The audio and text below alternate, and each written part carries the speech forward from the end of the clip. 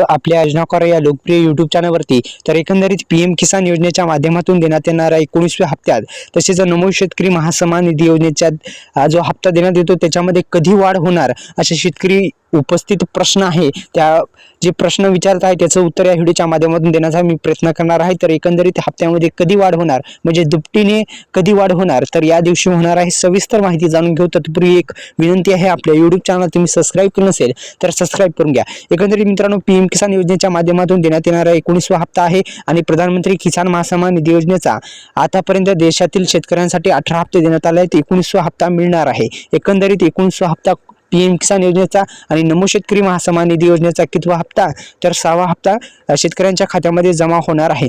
एकंदरीत मित्रांनो PM किसान योजनेच्या माध्यमातून देण्यात येणाऱ्या 19व्या हप्त्यासंदर्भात सविस्तर माहिती आपण जाणून घेणार आहोत की या दोन्ही योजनेचे हप्ते दुप्पट कधी होणार म्हणजे एकंदरीत वाढ कधी होणार याचा असा अर्थ होतो की कधी आमच्या म्हणजे योजनेमध्ये या दोन्ही योजनेमध्ये हप्त्यामध्ये वाढ कधी होणार सविस्तर माहिती आपण जाणून घेणार आहोत।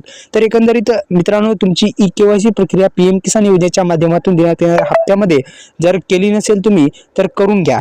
KYC प्रक्रिया केली नसेल पूर्ण तर करून घ्या। तर एकंदरीत KYC जी आहे ती 3 पर्याय आहेत। KYC 3 प्रकारे करता येते। एक म्हणजे एक OTP बेस्ड KYC आणि दुसरे म्हणजे आधारला म्हणजे थंब लावून सुद्धा करता येते, OTP बेस्ड करायचे। अशा पद्धतीने तुम्ही KYC करून घ्या। आता मेन टॉपिक कडे जाऊत की कधी होणार आहे हप्त्यामध्ये वाढ।